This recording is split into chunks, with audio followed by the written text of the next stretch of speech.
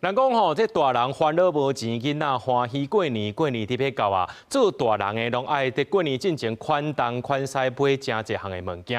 来看这高雄的三凤中街已经是热烈滚滚。不过民众怨讲呢，有这店家趁即马是大年节啊、大年大节，糖啊就来甲起价，甚至是起双倍价。店家是赶紧来买回讲，已经有2年外无去咯。那这相关的理事长是建议民众这。介绍若种有问题，上好是当面问好清楚。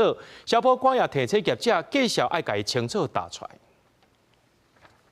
网起真侪色的糖仔摆真整齐，农历新年特别到啊！高雄出名的年货大街三凤中街，初5下晡出现真侪人来购买。有消费者就问路不远其中一间店，同分量的糖仔1月起买差不多300块，初3起买煞爱600块。只有涨了一个，但它其实不算涨了，因为它是涨了5块。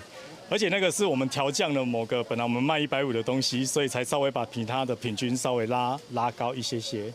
但其余大概我们这里有80%都没有调涨。头家6港品行的糖仔来称，买回糖仔无起价，嘛表示愿意甲消费者查清楚状况。另外，夜后店面虽然讲有标示价上，不过消费者不愿现场的价上，互人看拢无。买2袋都爱2500，实际去2购买民众，大家看法无同。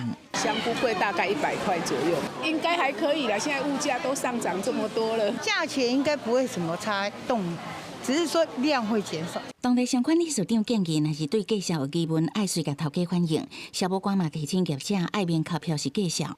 为了避免产生无谓的消费争议，业者应该将计费的方式，比方说，如果是用磅秤，那每100公克或者每斤多少钱呢？应该予以明示的一个揭露。